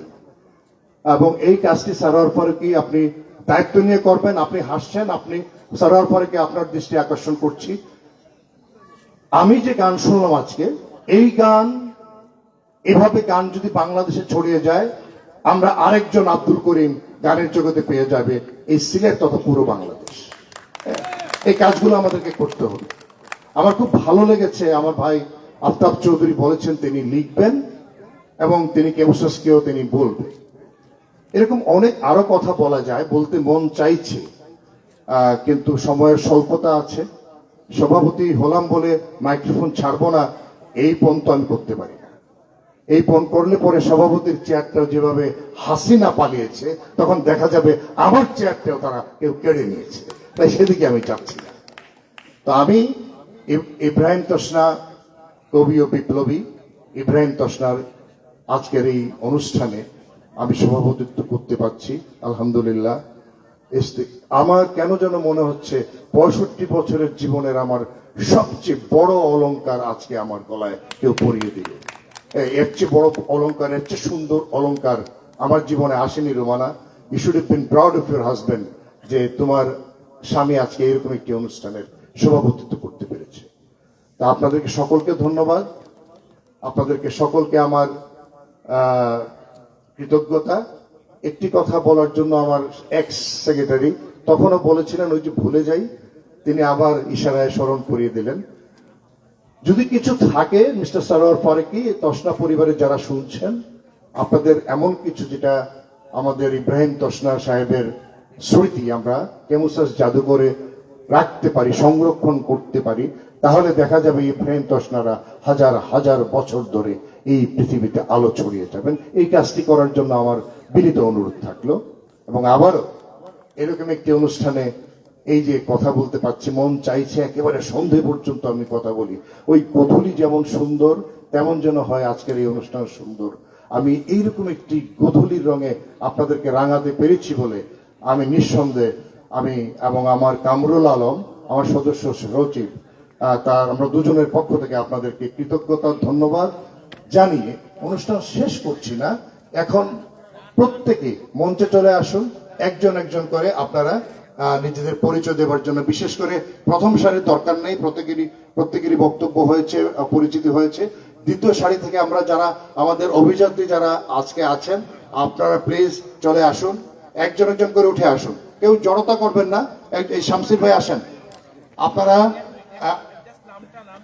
আপনাদের প্রত্যেকের নাম পরিচয়, আমি মাইক নিয়ে দাঁড়িয়ে থাকবো, আপনি নাম পরিচয় দিয়ে নেমে যাবেন। শামসির হারুন রশিদ, লেখক, গবেষক, কেন্দ্রীয় মুসলিম সাহিত্য সংসদের কেবল সদস্য।